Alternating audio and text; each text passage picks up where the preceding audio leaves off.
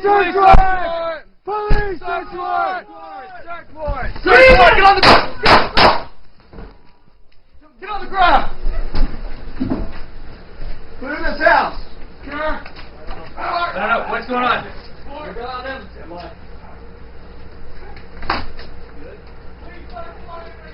Keep going through. Go to this house, I got him. Stay with me. I got it.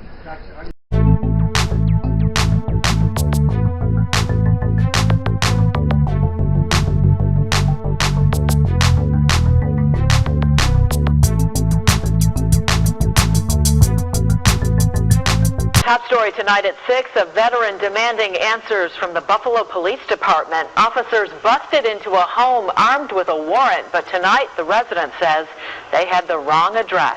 I'm just trying to live my life. Arroyo is a combat veteran who served in Iraq and plans to join the National Guard, but this incident has left him angry and heartbroken. For police to wrongfully come into my house and murder my dog. It wasn't just they felt threatened, no, they murdered my dog. You know what I mean? Like, that was my dog, you know? That was my dog. And they didn't have to do that, you know? They didn't have to do that. Arroyo now has to pay to have his dog Cindy cremated and had to repair the door on his own dime. He's also had to miss work, which is why he plans to press charges against the city, seeking justice, even though he knows it won't bring back his beloved dog. She was just a great dog, and I don't think I'll ever find a dog like that dog, ever.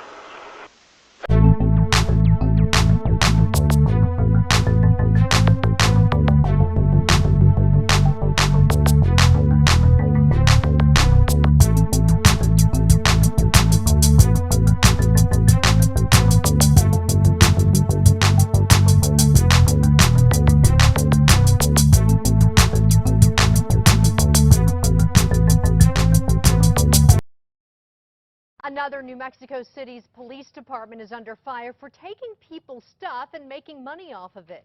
In fact, a city official was filmed joking about it. His comments have got the attention not only of his peers, but of the nation. News 13's Cole Miller is live near 2nd and Montano with the story. Cole? Yeah, Jessica, well, this practice has been criticized for years. This is the lot where cars belonging to suspected drunk drivers and now Johns are brought here in Albuquerque, oftentimes without a conviction. Now what another city is doing, they're facing heat for it, and so is their top attorney.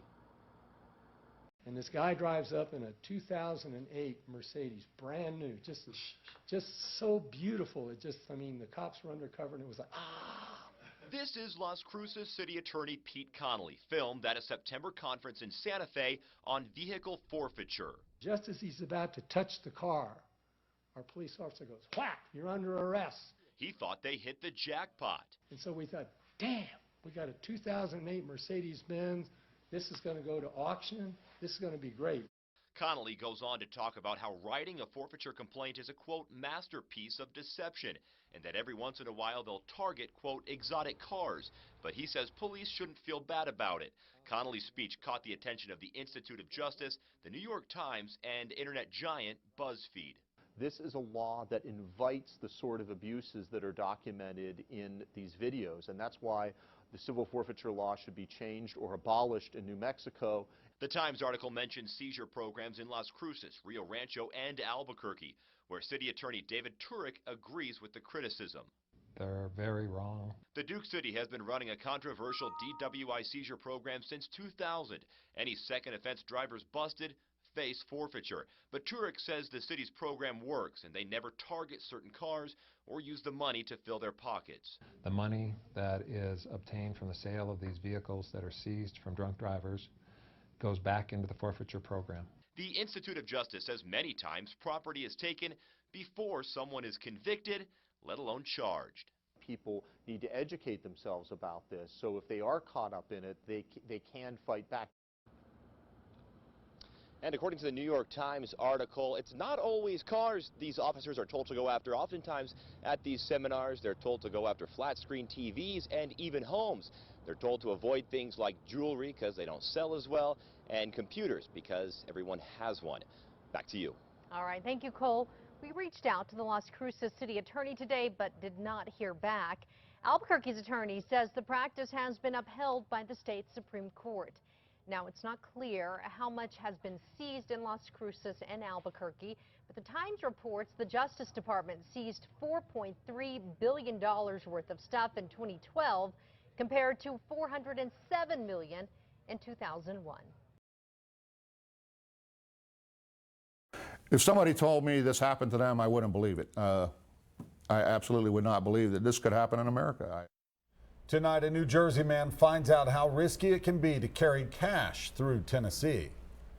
For more than a year, News Channel 5 Investigates has been shining a light on a practice that some call policing for profit. In this latest case, a Monterey officer took $22,000 off the driver even though he had committed no crime. News Channel 5 Chief Investigative Reporter Phil Williams is still on the case. And the practice we're talking about is actually legal under Tennessee law. But as you're about to see, critics say the protections written into that law don't really provide much protection at all.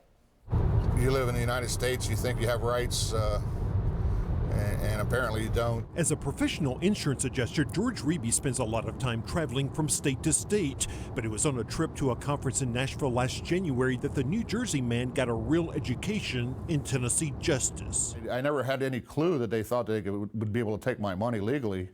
I didn't do anything wrong. Reeby was driving down I-40 heading west through Putnam County when he was stopped for speeding. A Monterey police officer wanted to know if he was carrying any large amounts of cash. And I said, around 20,000. And then at that point he said, do you mind if I search your vehicle? And I said, no, I don't mind. I certainly didn't feel I was doing anything wrong. It was my money. That's when the officer confiscated the cash, $22,000 in all, based on his suspicion that it was drug money. Why didn't you arrest him? Because he hadn't committed a criminal law. Officer Larry Bates says the amount of money and the way it was packed gave him reason to be suspicious. The safest place to put your money, if it's legitimate, is in a bank account. But it's not illegal to carry cash. No, it's not illegal to carry cash. Again, it's what the cash is being used for to facilitate or what it's being utilized for. But you had no proof that that money was being used for drug trafficking, correct? No proof. And he couldn't prove that it was legitimate. ¿Tiene mucho dinero en su truck y trailer? Bates is part of a system that News Channel 5 Investigates has discovered gives Tennessee police agencies the incentive to take cash off of out-of-state drivers. If they don't come back to fight for their money, the agency gets to keep it all. This is a taking without due process. Union City Attorney John Miles is a former Texas prosecutor who's seen similar cases. He says that while police are required to get a judge to sign off on a seizure within 5 days, state law says that hearing shall be ex parte, meaning only the officer's side can be heard. That's why George Reeby was never told there was a hearing on his case. It wouldn't have mattered because the judge would have said, this says it shall be ex parte, sit down and shut up.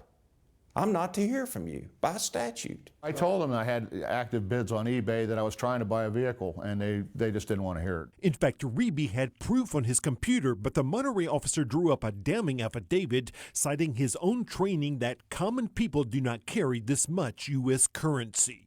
On the street, a $1,000 bundle could approximately buy 2 ounces of cocaine. Or the money could have been used to buy a car. It's possible. And did he tell you that he was trying to buy a car? He did. But you did not include that in your report.